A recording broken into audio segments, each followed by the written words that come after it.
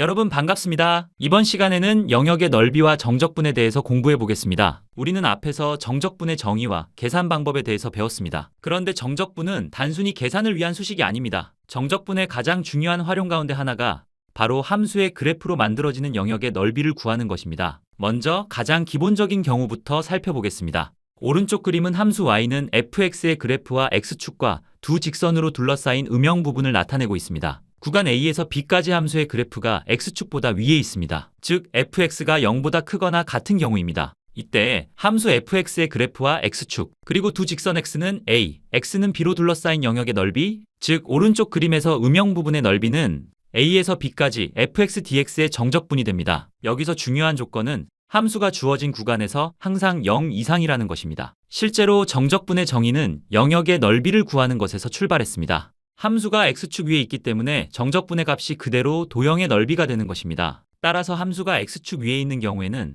정적분의 값과 영역의 넓이가 같다. 이렇게 기억하시면 됩니다. 정적분은 넓이를 구하는 방법으로 정의되었기 때문에 밑변의 길이가 b이고 높이가 b인 직각삼각형의 넓이인 2분의 1b제곱은 정적분을 통해서도 구할 수 있어야 합니다. 오른쪽 그림과 같이 직각삼각형을 좌표축에 배치하면 이 직각삼각형은 직선 y는 x와 직선 x는 b, 그리고 x축으로 둘러싸인 영역과 같아집니다. 따라서 밑변의 길이가 b이고 높이가 b인 직각삼각형의 넓이는 0에서 b까지 xdx의 정적분이 됩니다.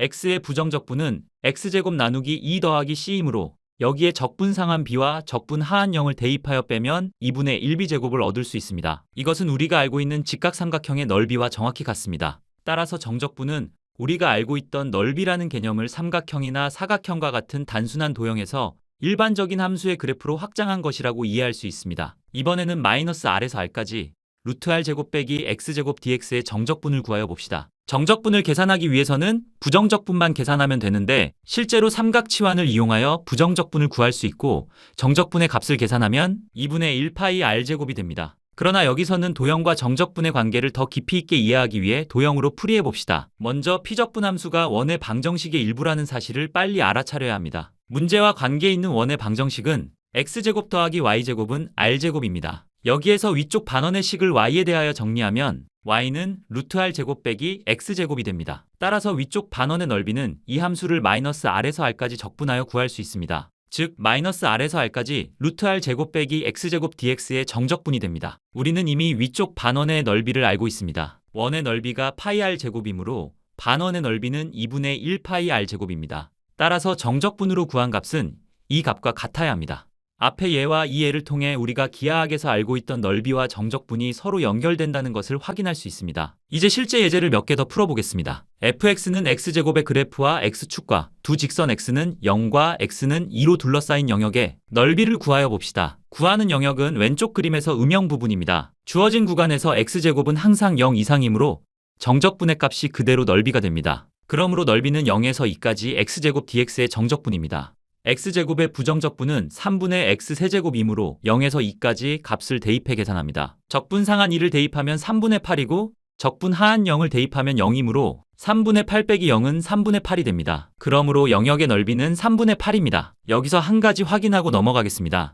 정적분을 계산하기 위해 부정적분을 사용할 때는 적분상수씨를 붙이지 않아도 됩니다. 적분상한과 적분하한을 대입하여 빼는 과정에서 적분상수씨는 서로 소거되기 때문입니다. 그러나 부정적분 자체를 구하는 경우에는 반드시 적분상수씨를 붙여야 합니다. 두 번째 예를 보겠습니다. fx는 sin x의 그래프와 x축, 그리고 두 직선 x는 0과 x는 파이로 둘러싸인 영역의 넓이를 구하여 봅시다. 영역은 왼쪽 그림의 음영 부분입니다. 주어진 구간에서 함수의 값은 0 이상이므로 넓이는 0에서 파이까지 sin x dx의 정적분입니다. sin x의 부정적분은 마이너스 코사인 x이므로 0에서 파이까지 값을 대입합니다. 코사인 파이는 마이너스 1이 되고 코사인 0은 1이므로 1을 간단히 하면 2가 됩니다. 그러므로 영역의 넓이는 2입니다. 세 번째 예입니다.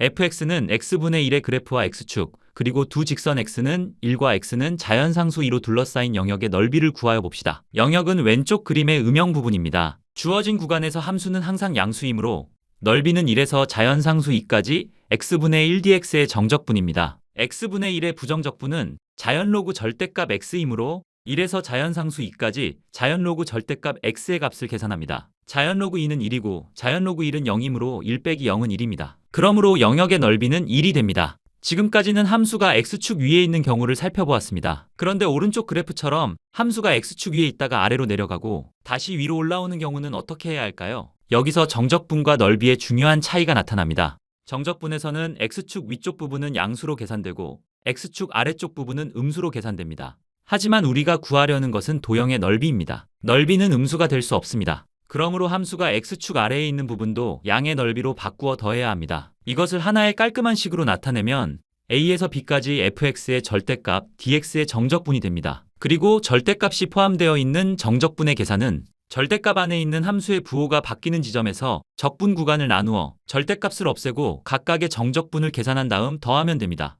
이때 함수의 값이 음수인 구간에서는 부호를 양수로 바꾸어 계산해야 합니다. 실제로 부호가 변하는 함수를 살펴보겠습니다. fx는 x 곱하기 x 빼기 1의 그래프와 x축, 그리고 직선 x는 2로 둘러싸인 영역의 넓이를 구하여 봅시다. 영역은 오른쪽 그림의 음영 부분과 같습니다. 그래프를 보면 0에서 1까지는 x축 아래에 있고 1에서 2까지는 x축 위에 있습니다. 그러므로 단순히 0에서 2까지 x 곱하기 x 빼기 1dx의 정적분을 계산하면 실제 영역의 넓이가 되지 않습니다. 반드시 절대값 기호를 넣어주어야 합니다. 정적분을 계산할 때는 절대값을 없애야 하는데 절대값을 없애기 위해서는 피적분 함수의 부호가 바뀌는 x절편의 값을 알아야 합니다. 이 함수의 x절편은 0과 1입니다. 0과 1 사이에서는 피적분 함수의 값이 음수이므로 정적분 값에 마이너스를 붙이고 1과 2 사이에서는 피적분 함수의 값이 양수이므로 그대로 더하면 됩니다. 즉, 마이너스 0에서 1까지 x 곱하기 x 빼기 1dx의 정적분 더하기 1에서 2까지 x 곱하기 x 빼기 1dx의 정적분이 됩니다. 먼저 피적분 함수에 대한 부정적분을 구해보겠습니다. x 곱하기 x 빼기 2를 전개하면 x제곱 빼기 x이므로 부정적분은 3분의 1 x 세제곱 빼기 2분의 1 x제곱 더하기 c가 됩니다. 부정적분의 각 적분 상한과 적분 하한을 대입하여 각 넓이를 구하면 첫 번째 영역의 넓이는 6분의 1이고 두 번째 영역의 넓이는 6분의 5입니다. 따라서 전체 넓이는 6분의 1 더하기 6분의 5는 1이 됩니다. 이것을 활용하면 두 개의 곡선으로 둘러싸인 영역의 넓이도 쉽게 구할 수 있습니다. 어떻게 하면 될까요? 여러분이 스스로 한번 생각해보고 공식을 만들어 보세요. 이번 시간에 배운 내용을 정리해 보겠습니다. 함수 fx가 구간 a에서 b까지 0 이상이라면 함수의 그래프와 x축 사이의 넓이는 a에서 b까지 fx dx의 정적분으로 구할 수 있습니다. 하지만 함수가 x축 위아래로 움직이면서 부호가 변하는 영역의 넓이를 구할 때는 a에서 b까지 fx의 절대값 dx의 정적분을 이용합니다. 오늘의 핵심을 한 문장으로 정리하면 정적분은 부호를 가진 넓이를 나타내고 실제 도형의 넓이를 구할 때는 x축 아래쪽 부분도 양의 넓이로 바꾸어 더한다고 할 수 있습니다. 오늘은 이렇게 함수의 그래프와 정적분을 이용하여 영역의 넓이를 구하는 방법을 공부했습니다. 다음 시간에는 정적분의 또 다른 중요한 활용인 회전체의 부피를 구하는 방법에 대해서 공부하겠습니다. 수고하셨습니다.